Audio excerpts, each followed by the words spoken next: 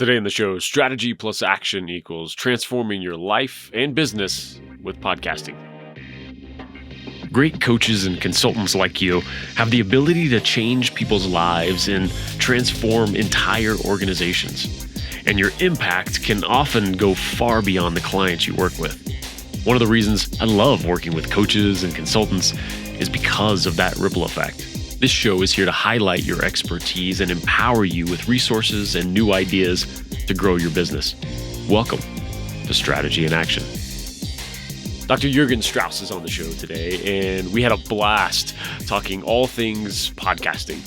And if you've listened to me ramble on about it for any length of time, you know that I really focus on using it to build your business, growing, your client base, and inviting on your ideal clients as guests, so that there's a real business reason right away for having this show and everything that it can be used for in that capacity.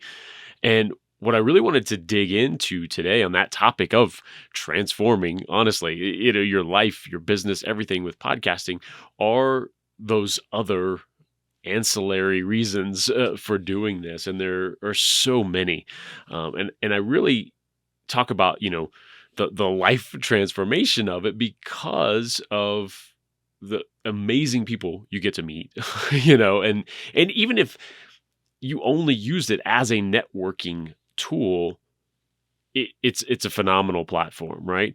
The amount of dear, wonderful friends in my life because I've had a show in the past or one that I'm working on now, it's just amazing to me. So I really wanted to dig in with Jürgen about that topic and all the different ways podcasting can benefit your life and business, of course, and then what he's doing to expand upon this show that he's got, Innovabuzz, and his 500 plus episodes, just phenomenal of this great show, and how that's evolving into a real community aspect, and he's being very purposeful with that.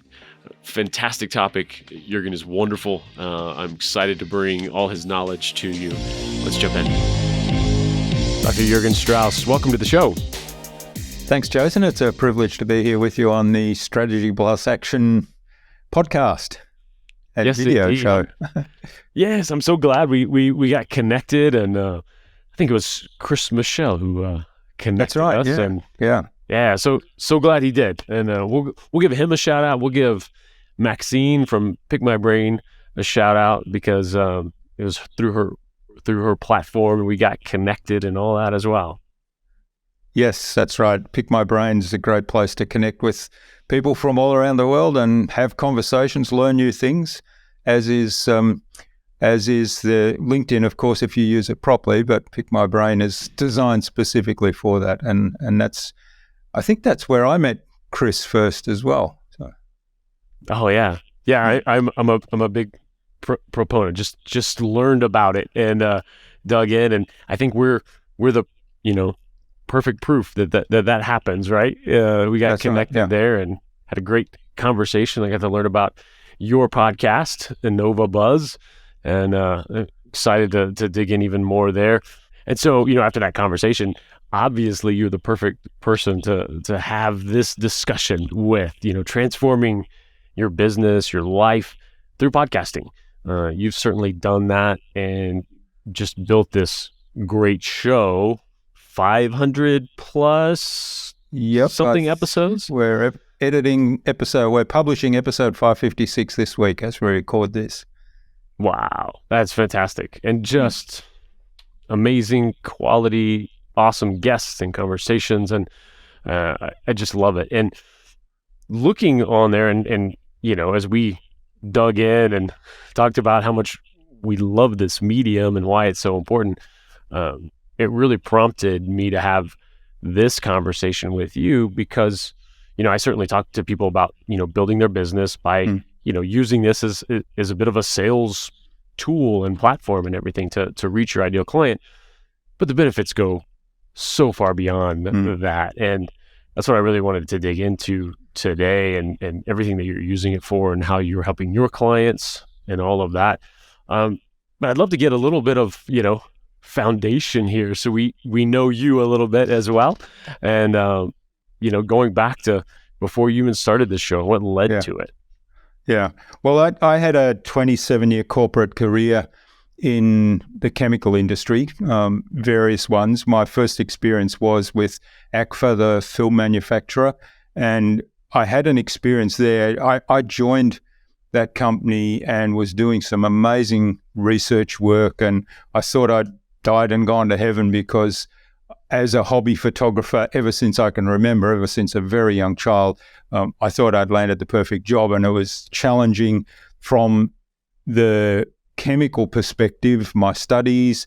It was fulfilling my need for photography in so many different ways. Unfortunately, my timing coincided with the birth of consumer digital photography.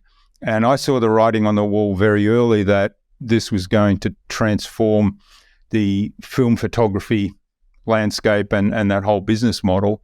Unfortunately, at ACFA, they didn't see that. They said, we just need to keep making better film.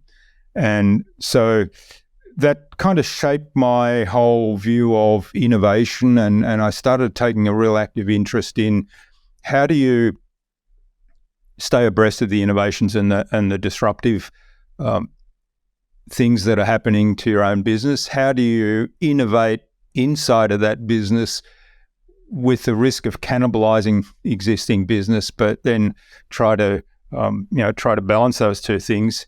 And that kind of shaped my philosophy to business all round. So anyway, long story short, 27 years in the corporate world. After the 25th year, I think it was, I started to realize that I'm no longer enjoying this.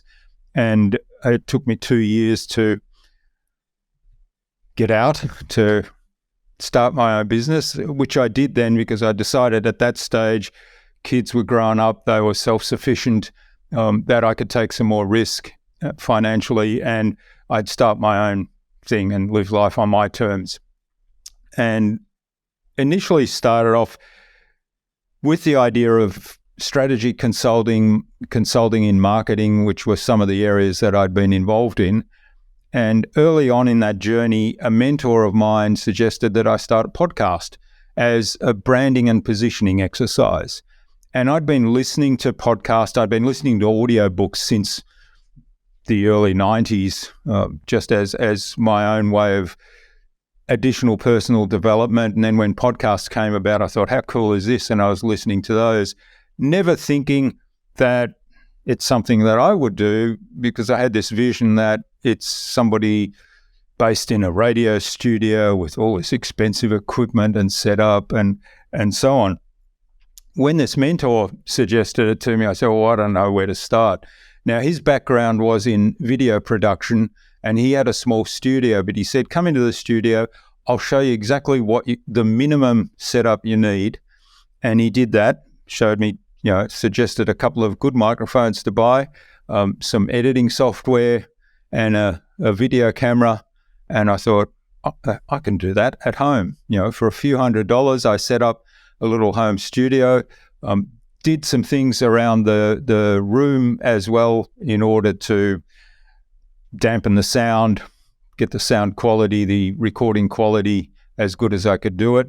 And then I thought, okay, now what's my strategy? And that's where I came back to this philosophy of innovation, and where Innovabuzz was born, and the business name was Innovabuzz. So it was kind of a natural thing, the buzz around Innovabuzz, right? Innovation.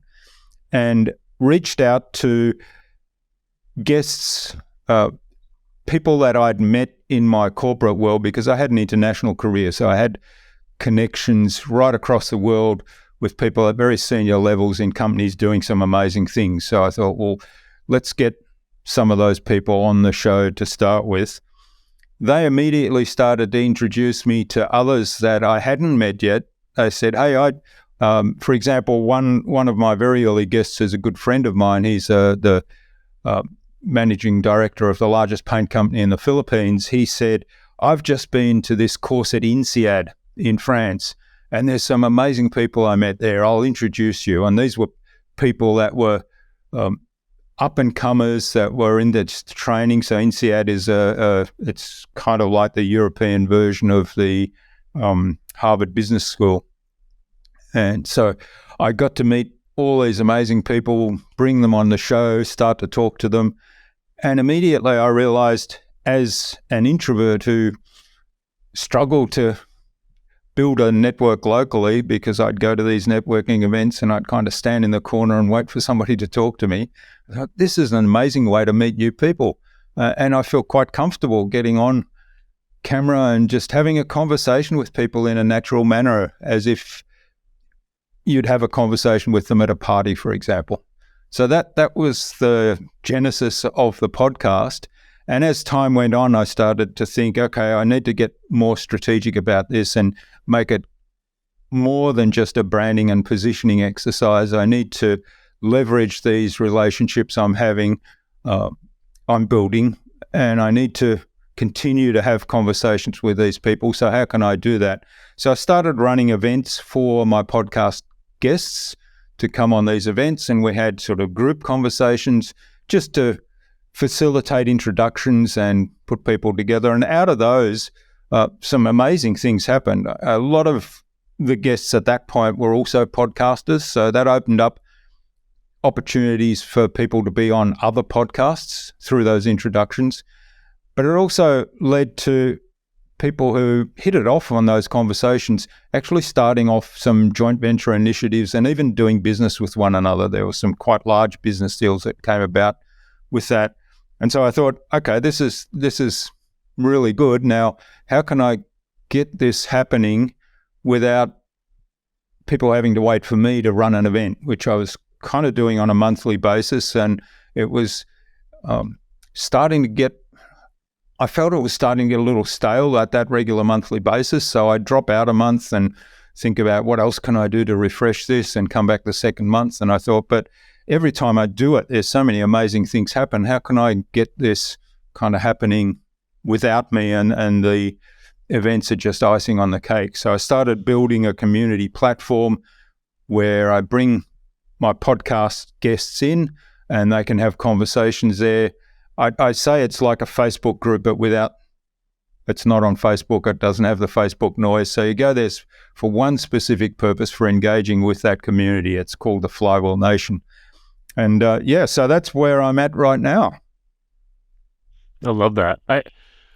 What form were those first events? Just like a Zoom call, essentially? Yeah, it was a Zoom call. It kind of started with in the early days of the pandemic, and I thought, well, people are longing for connection, and large parts of the world are locked down. We had situations where we were not allowed to leave a 5-kilometer circumference around the house, for example. So and we were only allowed out to exercise for an hour a day, and then only with somebody from the same household. So those kind of restrictions were all around the world in various forms, and people couldn't get out into networking events, or they couldn't get out into shared workspaces and meet other people.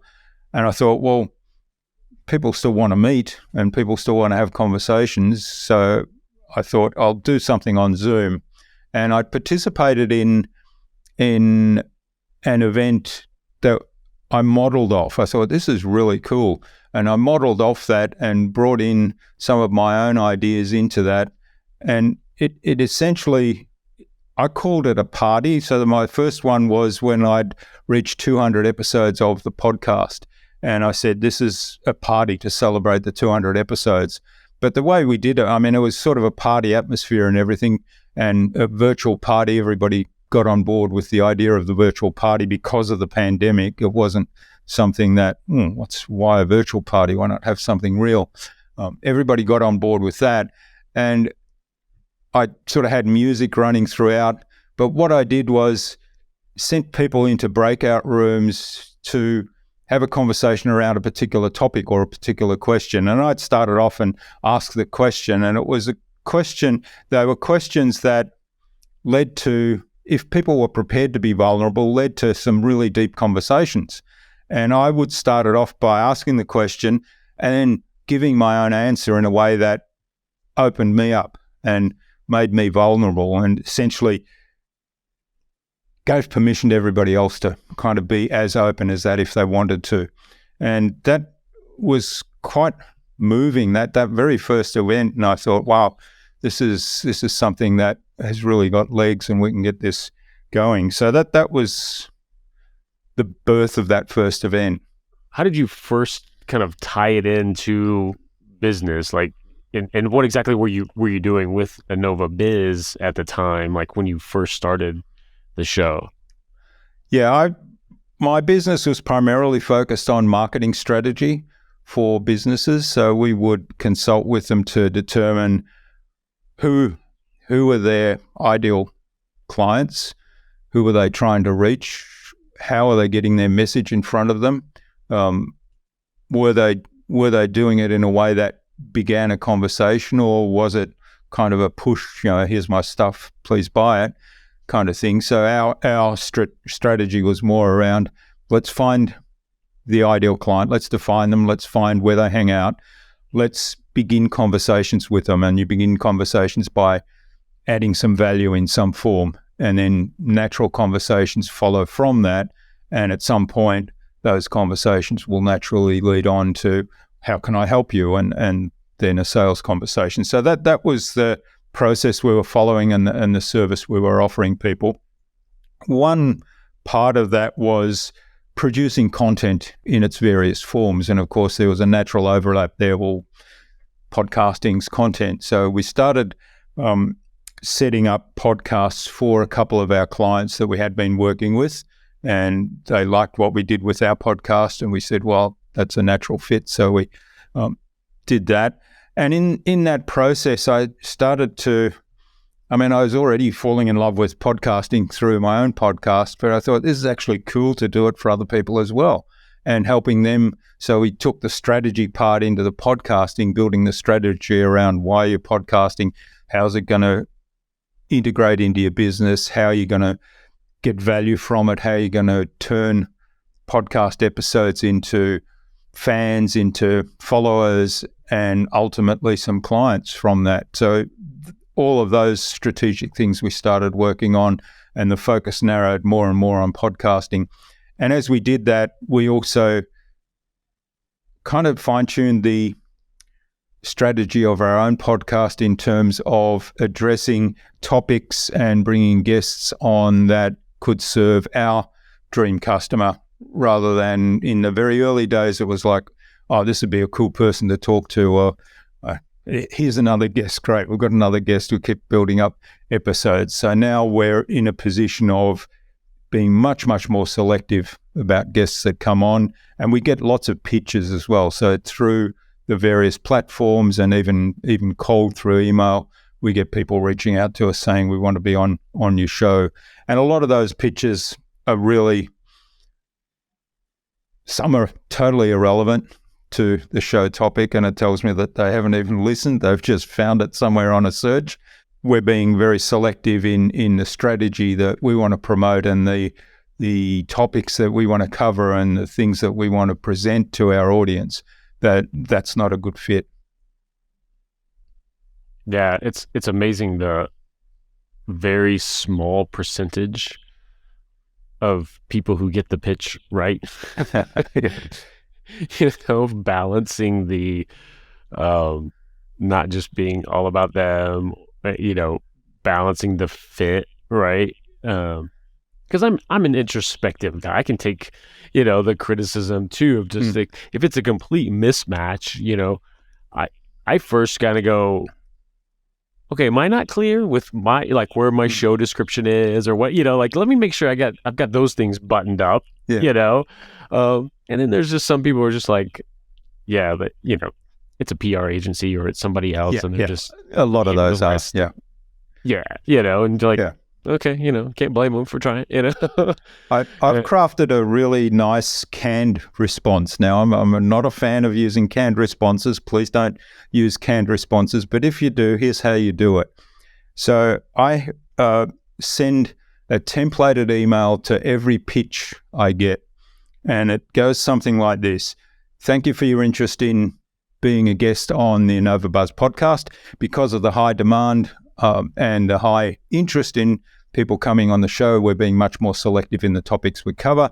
And it's important to me that the guests come on and add value to my audience. Watch this video to learn more. And there's a video there of me.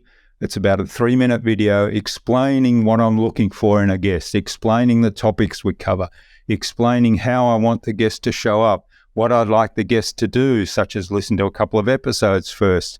And then I go on to describe, so that's the video. And then in the text, I go on to describe, here's the process we're going to follow. First step is we need some information from you to help us craft an episode content, but also to decide whether you're a fit for the show. And here's the link to the form to complete. As soon as you complete that form, you'll get an invitation to a 15-minute conversation with me. And then we have that 15-minute conversation. And in that conversation, we can jointly decide whether we get on with one another, whether I can decide, is that person a really good fit? I can also understand things like, for example, I've had people come on who they were really good fit. Their background was a good fit. I was really interested in what they had to offer. When they came on that 15-minute conversation, it was really hard to get them to talk. So during that 15-minute conversation, I have to understand what's my strategy. If either I have to say, no, this is going to be too difficult, or I can say, I'm really interested in the stuff you have to offer and the value you have to offer and your expertise. I need to figure out, how can I get you to join in this conversation more? And so that gives me a lot of information going into the podcast itself, beyond just then researching that person's LinkedIn profile and their website and so on. So when we do get on the show, we're kind of old friends and we're just having a conversation. I love that. I love that direct response too, because I imagine that it's probably only a certain, probably small percentage of folks who get through all of that, right? Yeah, that's right. Goal. It is a filter. Yeah. So I appreciate those canned responses in that capacity, right? It's important, especially that filter process, and and I love that you have that 15-minute call beforehand too, to just say like, hey, I'm willing to give this time, this extra time beyond it, just to make sure it's going to be valuable for both of us, Yeah. I love that. And so I imagine, in those early days too, that it is both, it's both of like, oh man, I'd love to talk to that person. And, and then you start to layer in, hey, let's get intentional with folks who are potential clients and all of that. But I think having both of those things going all of the time, I tell people all the time, I mean, my primary reason I tell people to go and start a show is certainly build your business, have your ideal clients on, have strategic partners on, but then, I adhere to that about half the time, because the other half is, I meet somebody in just a networking conversation or come across somebody on LinkedIn of like, oh my goodness, I would love to talk to that person. I'm gonna have them on the show, Yeah. And that's totally great, because you know what? It's number one, it's my show. I can do whatever the heck I want. But number two, like, it's also going to be a valuable conversation, right? For the audience at the end and all of that. And I love this, from all the shows I've done, the biggest benefit from all of this has been the incredible network of amazing people that I've built. And I almost hesitate with that word, right? Just like network. I describe that a lot of times, but the amount of just dear, close friends I have still from, Startup Dallas show, the first show I ever did. Like, it's amazing. Like, it's almost to the point of, it's scary to think if I didn't start that show, like, not having those people in my life, it's been that powerful. Have you ever gotten business from somebody that you've just brought on because you're interested in the person, not because you think they're an ideal client? Oh yeah. Yeah, absolutely. Like, in fact, I haven't even scheduled their episode yet, but it just happened like last week, honestly. Like I legitimately, like I knew this person already from, days in Dallas and stuff, and saw that he was coaching and consulting and oh, that's awesome. Like he's got a book out and everything. I'm going to have him on the show. And I mean, 100%, I'm just like, I want to talk to him again. And he started to go like, so what are you doing now? Oh, I need help with this. Oh, let's do this. Let's collaborate on this. And oh yeah, content on this. And it just happened just like that. And that's the greatest thing, right? These accidental sales conversations, right? Like, it's, I don't know. To me, I keep telling people, don't focus on making a sale. Focus on having a meaningful conversation with people and see where that leads. Ask a lot of questions, be curious. If you uncover problems or issues that person is having and you have a solution, well, then dig deeper. And if it's appropriate, then you can offer your assistance and it might lead somewhere. And the podcast is a great way to start those conversations, just without any expectation of what might come as a result, other than you've got a recorded conversation that you're going to turn into a podcast episode. Oh yeah, exactly. And you're going to have fun, and you're going to learn something from it, and you're going to add value to your audience. Those three things as well. Yeah, it really is strong. And I try to convey to folks that it really is just a tool and a mechanism for that conversation. And it's just like any other sales or marketing endeavor. Your intention behind it is everything, right? Like, and when your intention really is like just to have that first conversation, just to connect with that other person, then everything is awesome, right? And I love it because I genuinely, without the recording part, I want to have that conversation, right? I want to get to know that part. Like, that's why I'm reaching out, But then I like finding a mechanism like this that lets the guard down, right? Because even in a networking thing and you've agreed to it, there's still a little bit of like, okay, what am I coming into? But when we can genuinely jump in, just like you described, because for me and my intentionality, and I recommend for other folks, it's like, whether it's a first sales conversation, it's a networking thing, it's a podcast, like my intention is to really understand that other person. What is this value? Oh, dig in deeper on things that I think are super interesting and understand that better, highlight those things. But then also what you talk about is like getting down and discovering like, oh, what are they struggling with? What's this and that? My intention is just as much to go, oh, you need to meet so-and-so as it is, I can help you or not, And that is just fun. That's right. Blast. And I've been blessed to have that opportunity now with that network and consciously building that network of the podcasters and staying in touch with most of them, to be able to say, hey, I'd love to introduce you to this other person that I've had on my show. And that immediately qualifies them as somebody that they're happy to talk to. And then I'll usually say, you need to speak to them because there's a mutual interest, or you've got this problem, they have the perfect solution, or whatever it might be.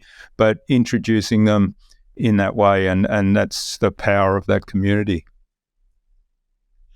Yeah, and I guess that's why I really this topic was very purposeful with it's about transforming your business and life, because I've been to that part of it, and to me it's this anyway, especially if you own your own business, and it's all just mixed in, right? Yeah.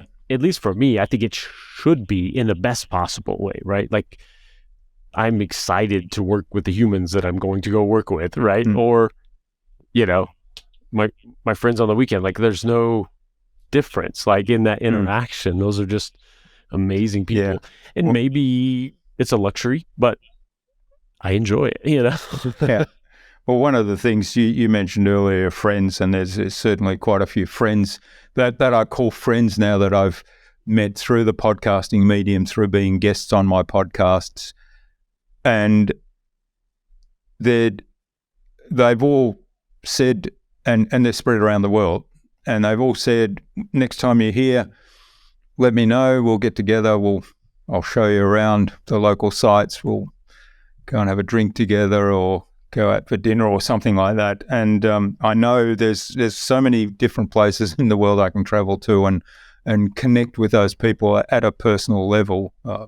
And I'm looking forward to doing that now that we're starting to free up travel again post-COVID. Exactly. Oh yeah, I think you guys there in Australia had it the absolute worst when it comes to locked down and locked in, and oh my goodness, got a couple of friends down there, and oh man. Yeah. So yeah, that is great. I want to wrap with really this idea that you've talked about and how you transformed, sort of, evolved from those first events that you held, based on the show, to now this full-on community that you're building, and really, I guess, get an understanding of what that looks like. Are there still kind of events within the community? How much are you directing and guiding that? And what can somebody hope to sort of get out of jumping into that? Yeah, great question. So it's still early days, although I think we're over 100 people in the community now. I'm still reaching out to guests that were on the show prior to me launching the community and seeing if they can come on. There will be events. So we just had one in late December, and I'm planning another one in February where we'll still do those events. And I've got some really fun ideas for the next one planned, and people still really enjoy those, even though they now have the ability to talk to one another at any time on the platform. And we regularly connect. In fact, there's an AI built into it that every couple of weeks it will connect two people and send them both an email summarizing their profile and suggesting that they have a conversation. So that happens without me being there, and it's led to lots of great introductions. So I get great feedback from that. The other thing that I have been doing is asking guests, would they be prepared to offer a masterclass for that community? So we're going to start a series of masterclasses within that community from guests in a specific area of expertise. And that will be kind of like a podcast, but in a webinar format. So it'll be a live audience there of people on the webinar who can ask questions, who can direct, we'd like to take it in this direction, not in that direction, just to serve their specific needs.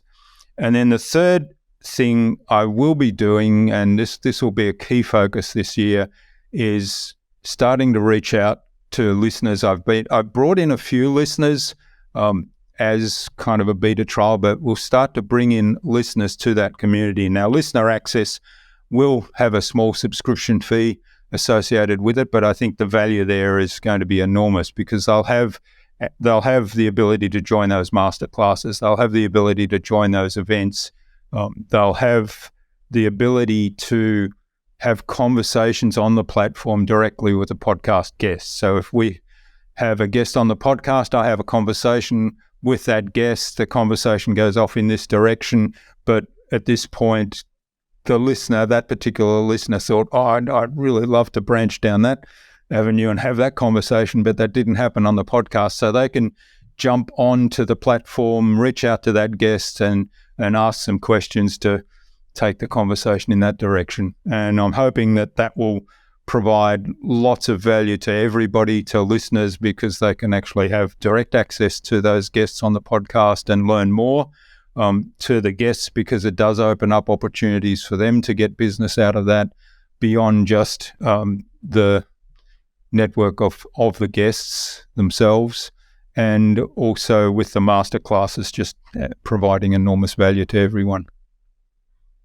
Yeah, I think that's it feels like a great evolution to this idea of podcast, really, and like, especially in and of itself, right? Like an ecosystem of a show really being built out, that goes beyond, you put out a social post. Okay, cool. On to the next one, hopefully somebody's listening, hopefully somebody's watching, and to really build that out. And then of course, after, I'm sure as you dig in with more, especially as you open up to the listening audience, the subscription, then it becomes, what are we missing? What would you guys like to see? Yep. And that's the best way to do it, right? Is make it happen. Yeah. And then take that feedback in. Because that's powerful. I mean, that's really strong for both sides. Because as a listener of shows, I would love that opportunity, a lot of times. And then as a host, I struggle to sort of like, okay, what's next to really build the listenership, the viewership, and everything, and to have that interaction. And it feels like, when we talk about community online and all of this, I think it gets lumped into either how many people you're connected to or how many people are downloading the thing and stuff, and that's not community. Yeah. So then it becomes, what is it? And I think there needs to be that core place, that's tangible in there somewhere. And so I really like this idea. Yeah, I'm excited by it and looking forward to seeing where it leads this year with those initiatives. Yeah, exciting. So who should reach out to you and learn more, and how do they do so?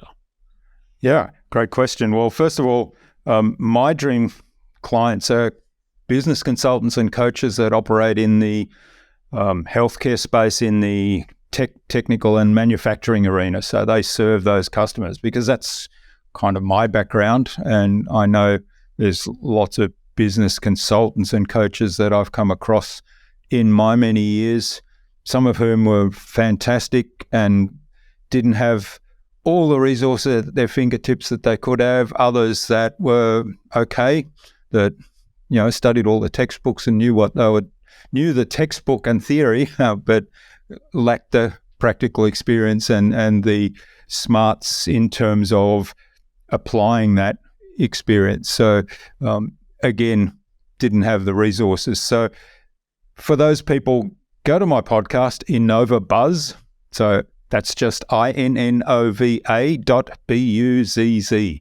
And you'll find the podcast there. Listen to a few episodes. If you like what you hear there, then reach out to join our Flywheel Nation community, which is the community I've been speaking about. You can do that through innovabiz.co/Flywheel Nation, or one word.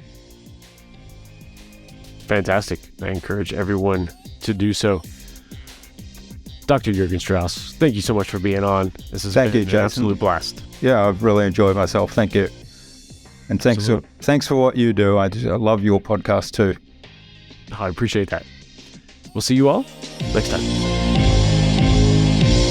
Thanks so much for tuning in and being a part of this show. If you want help creating authority building video content, or even a client generating show of your own, go to MediaLeadsCo.com and let's connect. I'll talk to you soon on the next Strategy in Action.